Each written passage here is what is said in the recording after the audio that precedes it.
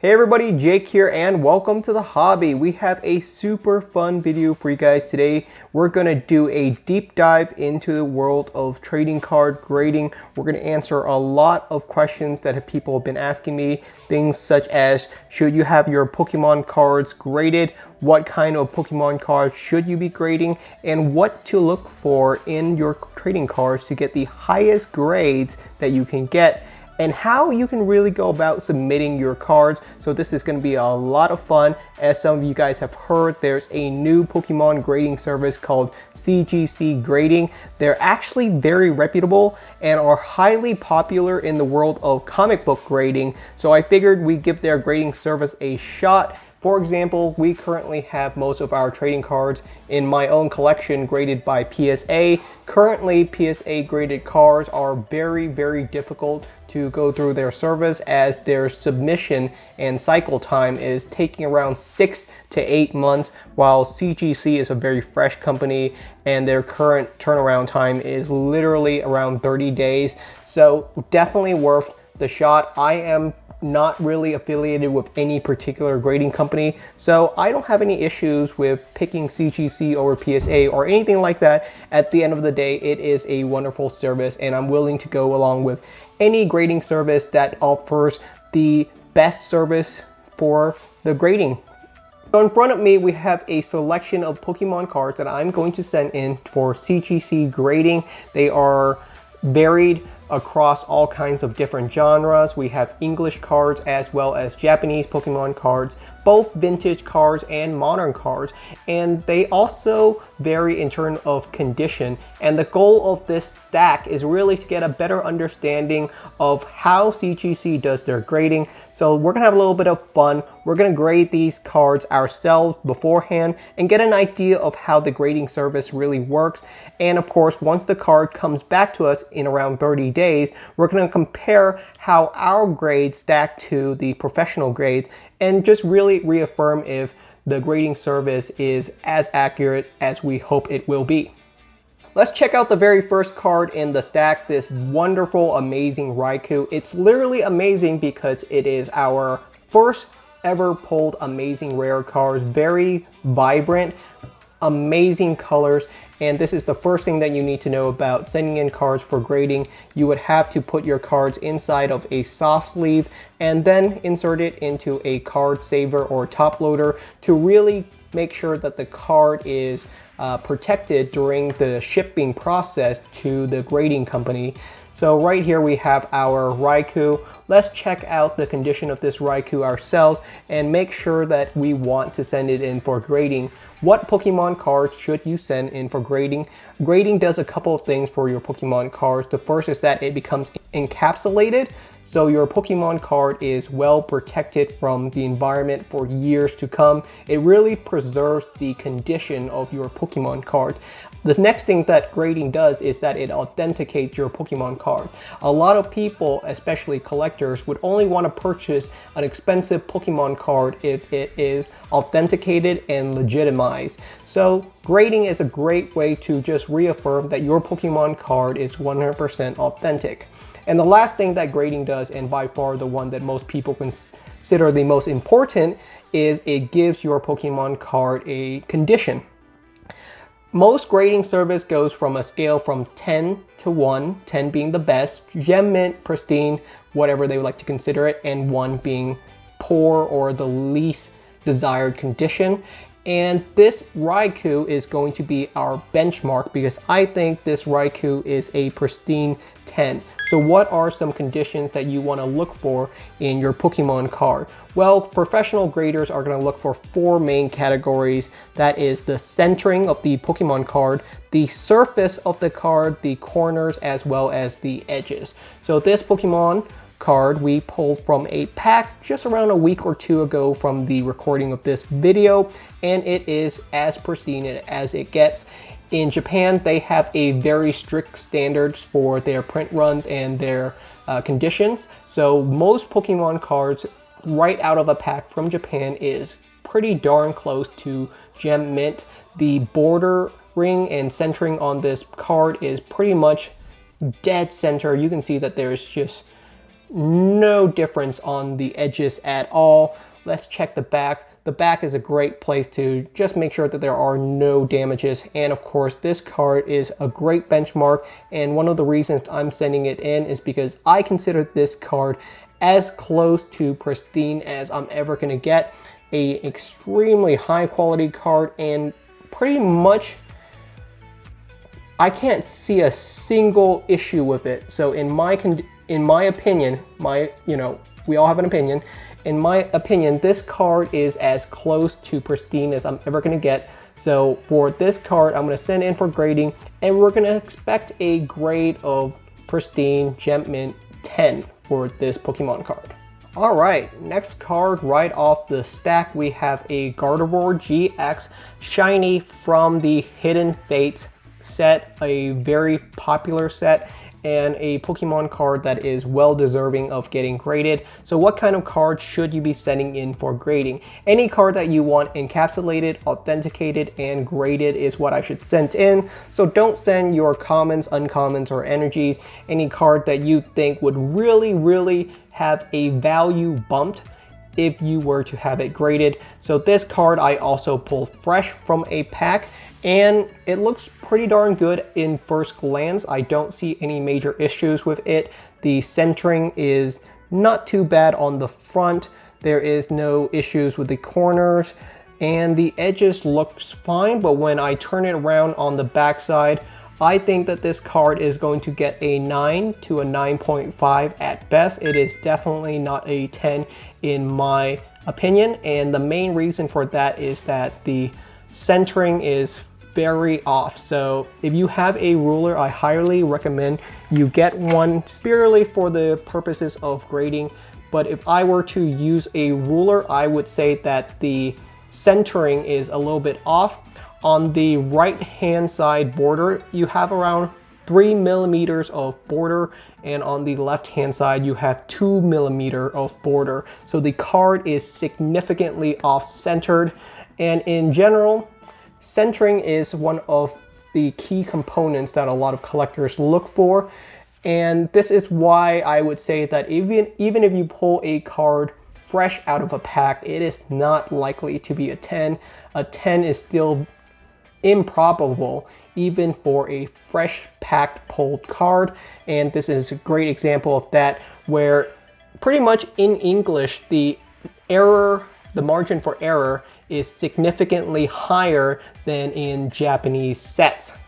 Next card off the top, we have one of my personal favorite. It is Birthday Pikachu. This card is an absolute blast, and there are a couple of major reasons why I recommend you get a couple of copies of these for your collection. That's right, I don't even recommend one, I recommend multiple.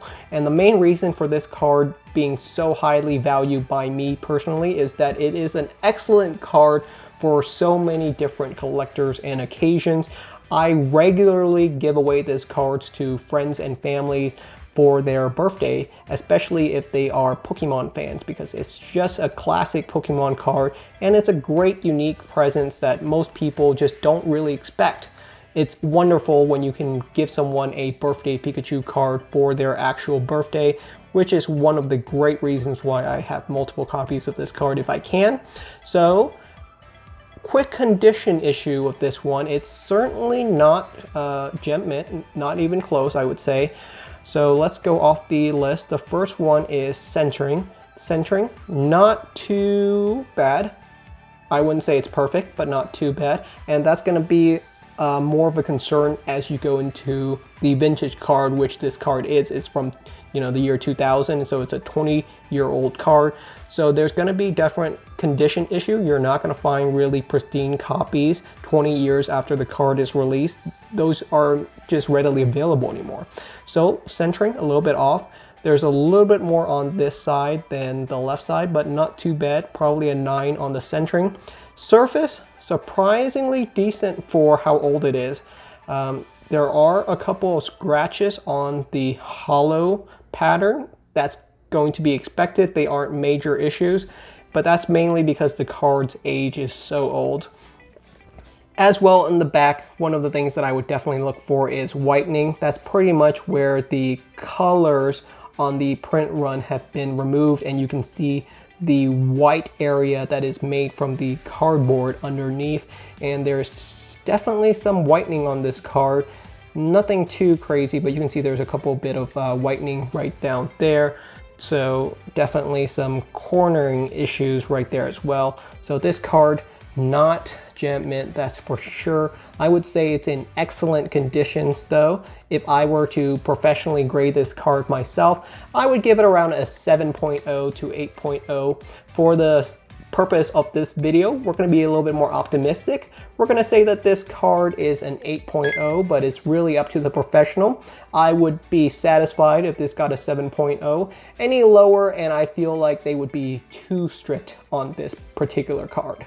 So far we have a 10, a 9, and an 8. So next one up, you might guess it, this is probably going to be a 7 in my book, but let's check it out and see why we consider this card a 7. First thing to consider is that you can see that it's a little bit curved, a little bit bended, especially for older holo cards. That's going to be a thing.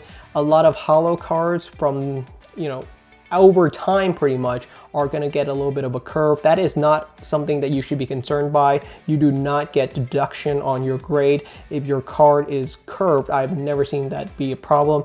I've sent many cards that's curved into grading and they can still get 10. So this is a Typhlosion number 17 is what it's considered in English, and it is considered one of the hardest cards to get a PSA 10 in English. In Japan, it's a little bit easier. It is a very, very cool Typhlosion, great holo pattern, very, very iconic. Everyone in the hobby really looks up to this card. It's a classic. And I would say, you know what? Not too bad, definitely. A bit more whitening than the Pikachu. You can see right there that there's significant whitening on both the corners, but not much more than the Pikachu.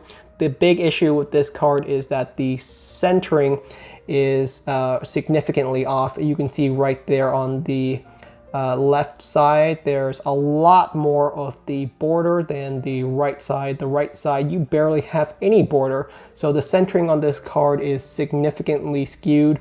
That's why I consider this card probably a 7.0, maybe even a 6.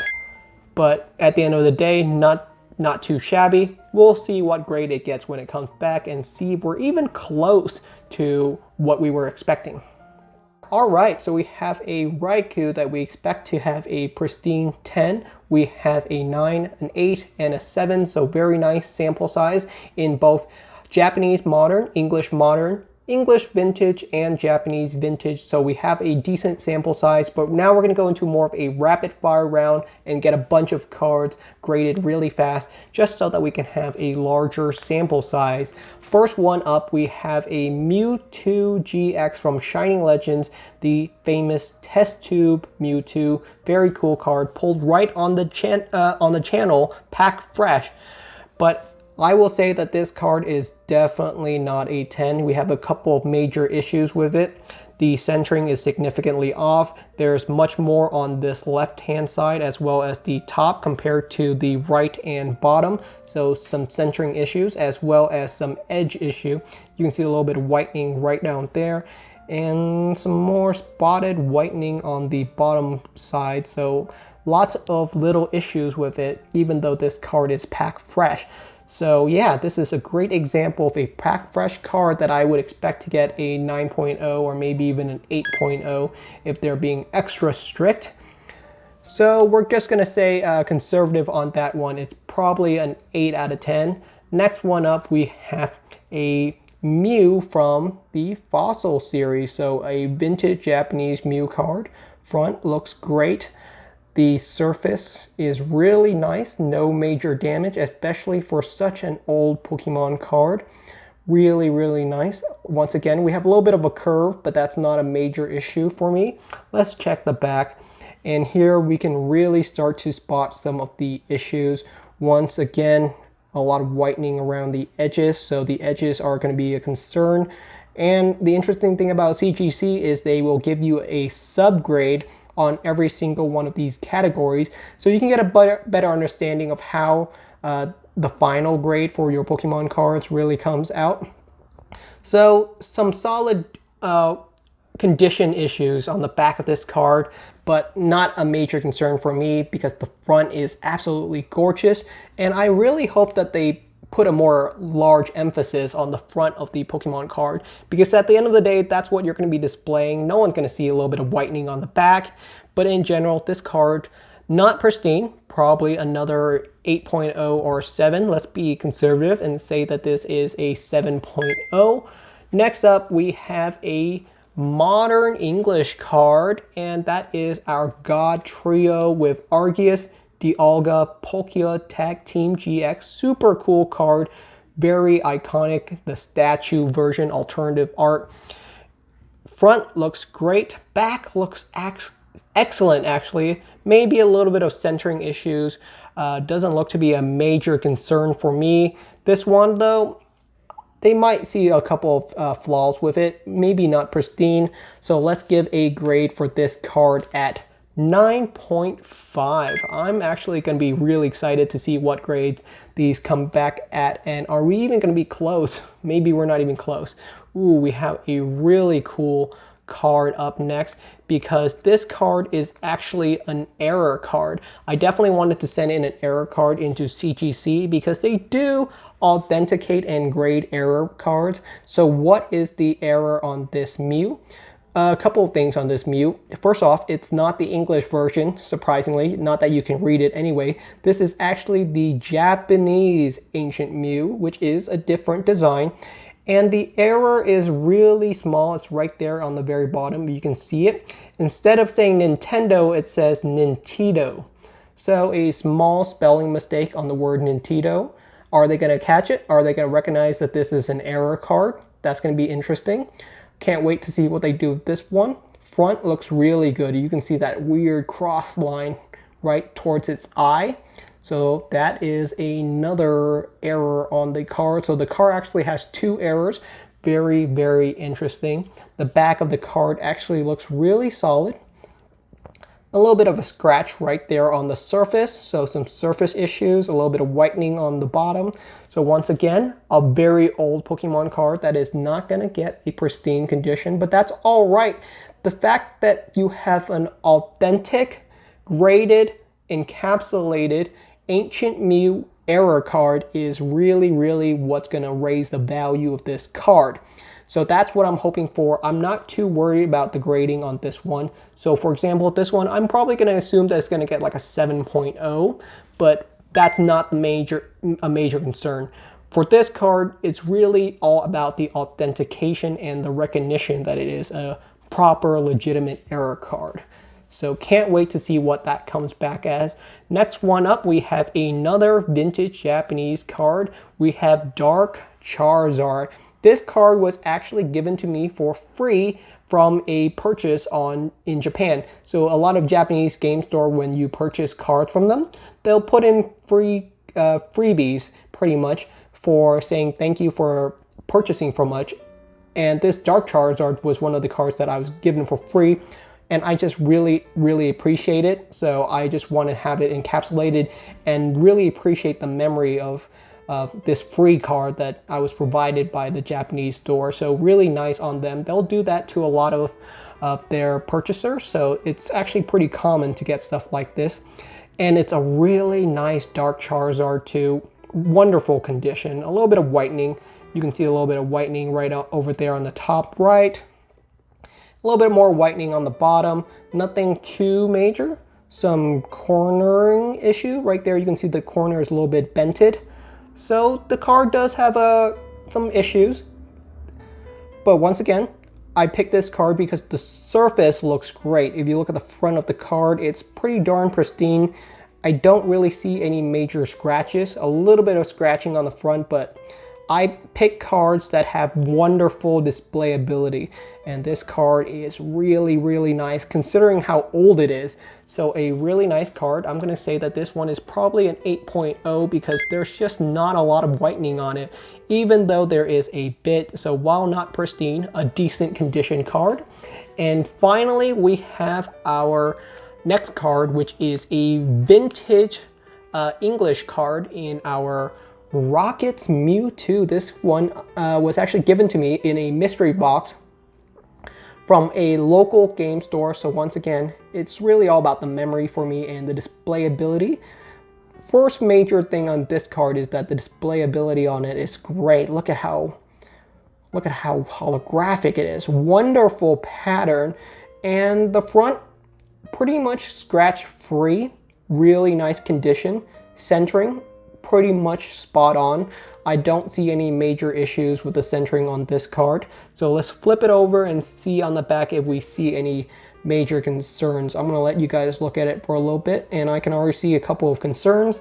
The first big one, a little whitening right there on the edge. Quite a bit actually, so that's some solid damage. But yeah, I hope graders don't go crazy looking at the back, because to me it's all about the front. The centering also got some major concern. There's a lot more on this left border than the right border, so that's another big piece of concern, and there's just a little bit more whitening around the corners. So there is some damage on this card. Once again, nothing major. So again, we're going to say that this is probably around the 7.0 to 8.0 range. Nothing ridiculous. I'm going to be really interested to see if any of these cards come back as a 5.0 or lower, because at a 5.0 or lower, I'm expecting to see some major issues with the card, some serious damage. And most of the cards I'm sending in, sure, some of them are vintage and there's a little bit of wear and tear, but nothing major. Same with this card. I would say it's a solid 7.0 conservatively, and we're going to be really excited to see what these come back as. Alright, once you've selected your Pokemon cards that you want to send away for grading, make sure you have them inside of their proper soft sleeves, as well as a card saver or top loader hard sleeve. And then you're going to want to put in an order on the card grading website and make sure that you put in the correct cards, that you know what you're submitting for grading. Once you've done this, you're going to want to rubber band your cards together. This is really designed to make sure that your cards do not shake around during shipment. As so, put it inside of a proper box. Make sure that there's proper bubble wrap, and then you're good to go. We're going to send these cards away to CGC grading. It's going to take around 30 days for these cards to come back to us, and I am excited to see what grades we're going to get. So that's all for today's video. Thank you so much for watching, and I will see you guys next time.